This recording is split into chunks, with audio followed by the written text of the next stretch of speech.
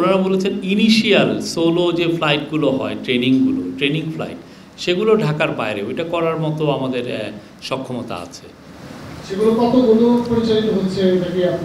না এটা নেই, এটা সব তো এগুলো বলা যায় না, যেগুলো আপনাদেরকে পাবলিকলি আমরা যেগুলো বলতে পারি সেগুলো আপনাদেরকে বলছি।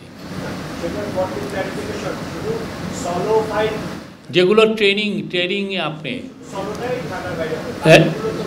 অন্যান্য আরও অনেক কিছু তো আছে, বাট ট্রেনিংয়ের পারপাজে ট্রেনিং যেগুলো ফ্লাইট হয়, ট্রেনিং যেগুলো এয়ারক্রাফট যেগুলো হয় সেটা বাইরে হবে। এটা সলো বা যেই হোক, এটা মানে ট্রেনিংয়ের ইনিশিয়াল ট্রেনিং এগেন অ্যাব ইনিশিও। এটা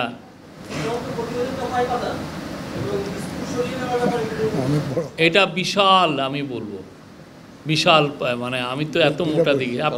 আমরা ছবিটা আপনাদেরকে দিব, আপনারা তখনই বুঝবেন। এই বিষয়ে কোনো আমরা দেখি নাই, তবে ওই যেটা হলো যে ফানেলের মধ্যে যেগুলো স্থাপনা আছে সেগুলো বিষয়ে সিভিল এভিয়েশন কে বলা হয়েছে এইগুলো দেখার জন্য। ওনার উড্ডয়নের ত্রুটি ছিল,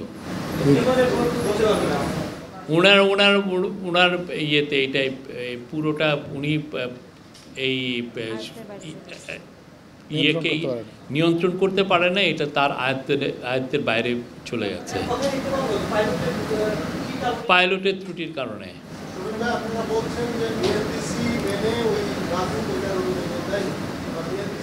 এটা রাজুকের থেকে অনুমতি নেই, যখন অনুমতি নিয়েছে তখন উনি ওইটা হরিরামপুর ইউনিয়ন পরিষদের থেকে তারা অনুমতি নিয়েছে।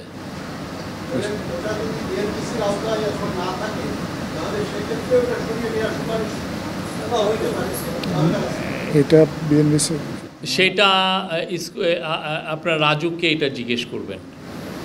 আইনি সংশোধনের কথা বলা হয়েছে।